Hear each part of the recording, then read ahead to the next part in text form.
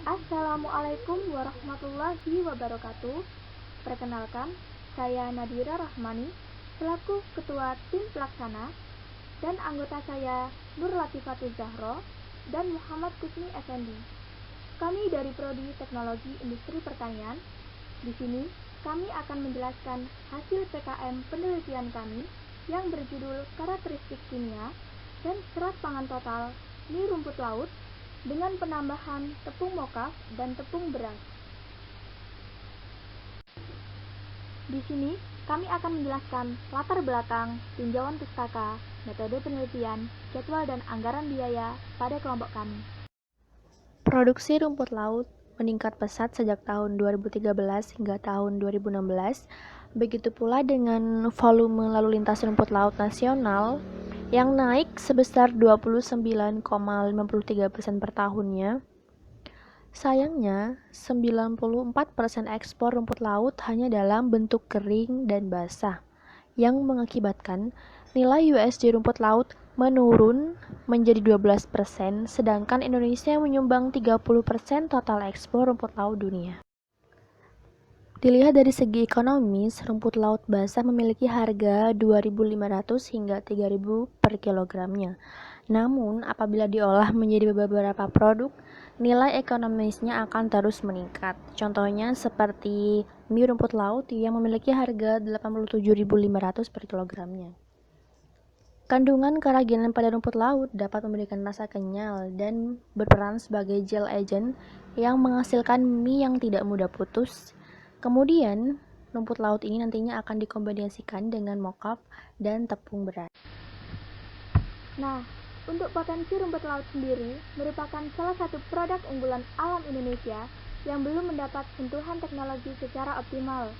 Ini penting bagi perekonomian Indonesia karena berbagai produk olahan turunan yang berasal dari rumput laut menunjukkan bahwa rumput laut mempunyai nilai ekonomi yang tinggi apabila bisa diolah di dalam negeri.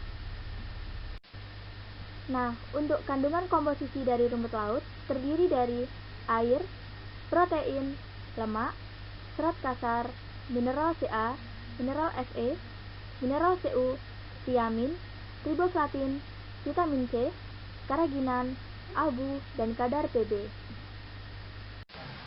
Untuk tahap pembuatan mie dari rumput laut sendiri yaitu ada pencampuran adonan atau mixing, kemudian pelempengan atau pemipihan adonan. Setelah itu ada pencetakan dengan menggunakan alat cetakan mie. Setelah proses pencetakan yaitu proses pengukusan.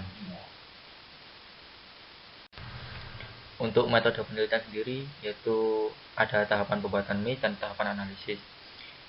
Untuk tahapan pembuatan mie sendiri yaitu rumput laut, kemudian dijadikan rumput laut dengan menggunakan ayakan mesh 80. Setelah itu terdapat beberapa formulasi mie tepung rumput laut. Itu perbandingan tepung rumput laut, tepung mokaf, dan tepung beras. Serta penambahan natrium klorida 1% dan natrium bikarbonat 0,4%. Formulasi dari penelitian tersebut ada 4 yaitu P1, P2, P3, dan P4 yang dapat dilihat pada tabel berikut. Pada tahapan analisis sampel ada analisis kadar lemak yaitu menggunakan metode Soxhlet, kemudian analisis kadar protein menggunakan metode Kjeldahl, analisis kadar air, analisis kadar abu, analisis karbohidrat, dan uji organoleptik.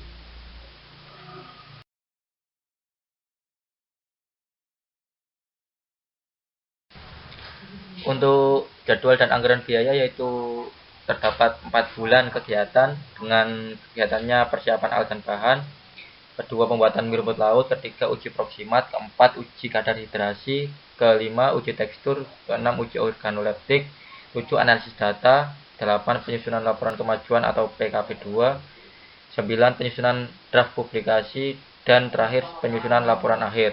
Serta ada jenis pengeluaran yaitu perlengkapan yang diperlukan, bahan habis pakai, perjalanan, dan lain-lain dengan jumlah Rp12.200.000. Cukup sekian hasil presentasi PKM penelitian dari kelompok kami. Terima kasih. Wassalamualaikum warahmatullahi wabarakatuh.